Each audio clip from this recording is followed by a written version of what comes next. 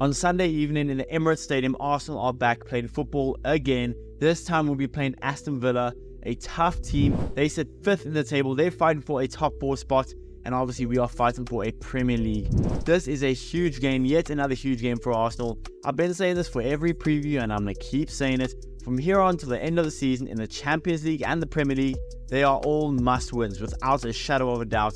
And this game is no different. Last time we played Aston Villa, we lost 1-0. But that 1-0 loss still hurts me to the core. The fact that we lost the way we did, with VAR ruling out a perfectly legal goal in my eyes, still hurts me to the core. This time around, hopefully we can get our revenge. Aston Villa are a good team, but again, they're a beatable team. Last time I said that we drew 2-2 with Bayern Munich, so probably shouldn't be saying that, but it is what it is. So in today's video, we'll be previewing the game, talking about the potential starting 11 and how I think the game will go. So what's going on, everyone? You are listening to Gunner Central here.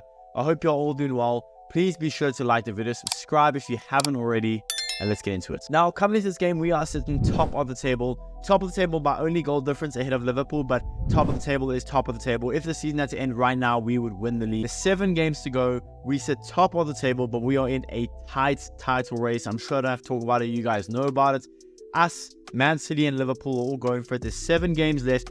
We need to win every game from here on in. Coming into this game, we have won 3 of our last 5 games, drawing 2 of them. The 2 draws were the most recent 2-2 draw against Bayern Munich, a game we probably should have won.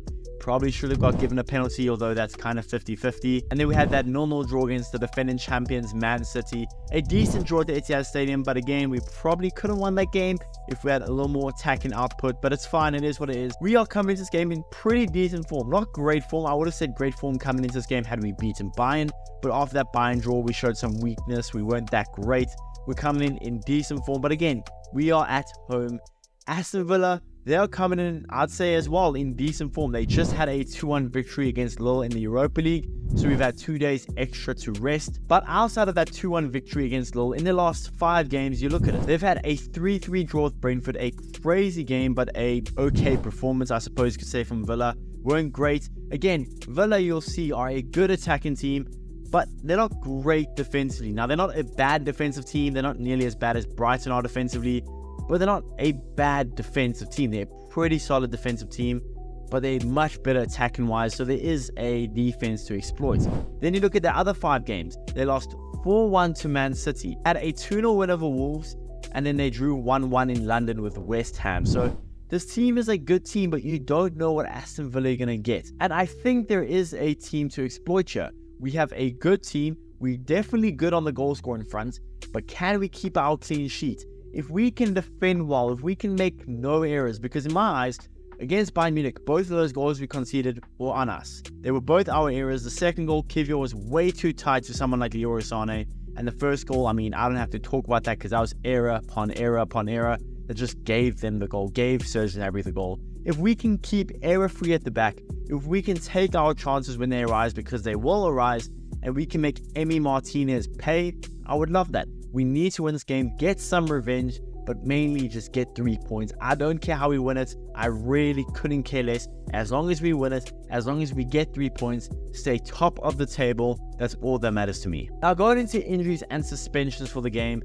this is a very common theme for us recently, but we only have 1 injury, and that is Jurriën Timber, and by reports, he is nearing a return. They're saying mid-April to late April, which is quite clutch for us if he can come in for the last couple games of the season, just add some more depth to the defensive line. I don't think he'll be a starter until next season, but if he can just add some depth, that'd be much appreciated from all of us Arsenal fans, I'm sure I could say. But outside of Jurriën Timber being injured, yet again, there's no other injuries. We are pretty fit. We should be ready to go. Again, we've had 2 extra days break from the Bayern game to this Villa game that Aston Villa have had from Lille to us. We have 2 extra days break. We've had to prepare for them for 2 extra days. There are no excuses as far as that goes. And then you look at their injuries and suspensions. Not only have they just played on Thursday night, but now they have a lot more injuries and suspensions than us. For this game, they're going to be without Kamara. Longley is doubtful. Buendia is out for the season. Ramsey is probably much out for the season. House is out. Cash is out. Mings is obviously out. And Douglas Luiz, the player that I would have loved Arsenal to get, I still would love Arsenal to get in the summer, Douglas Luiz is out, suspended for the game. They are now going to be a thin team that just played on Thursday night. Yes, they had a good performance on Thursday night, but they just played on Thursday night. They're going to be a thin team. We've had 2 extra days break. We only have 1 injury to deal with in a deep squad that we have. This should be a game we win. I'm sorry, if we draw this game, if we lose this game, I don't care how good Aston Villa are. I don't care how good Unai Emery is at setting up Aston Villa. That would be an atrocious loss, an atrocious draw. Whatever it is, we need to win this game. Now, going on to the starting 11 that I would play for the game, I'm going to go pretty predictable. In goal, I go David Raya. No surprises there. Left back, depends. You could go Kiwior if you want to give him his chance to redeem himself. I would go Zinchenko. Now, I know Aston Villa is a good attacking team, but with them being so weak, so thin, I think it's the right time to play Zinchenko at left back, although I wouldn't mind giving Kiwior another left back start. Right back for me would go Ben White, my 2 centre backs, no surprise, Gabriel and Saliba. And then into midfield, I think it's going to be pretty interesting how you want to go. I would start Thomas Partey. I said that against Bayern Munich and they started Jorginho. But for me, I would start Thomas Partey. He looked horrible against Bayern Munich coming on. Looked well below the pace. So I understand people saying they don't want to see Thomas Partey start. But for me, I think let Thomas Partey start next to Martin Odegaard and Declan Rice. Left wing, I would go Leandro Trossard. I thought Martinelli was kind of underwhelming against Bayern Munich. Trossard, I just made a video about him. Go check that out if you haven't already. But Trossard has been pretty good this season. So for me, left wing Trossard, right wing Bukayo Saka, and a striker is one of my favorite players for Arsenal right now is Kai Havertz. I play Kai Havertz as striker.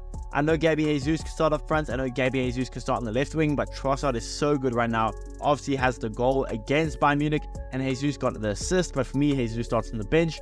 I'd have Havertz up top.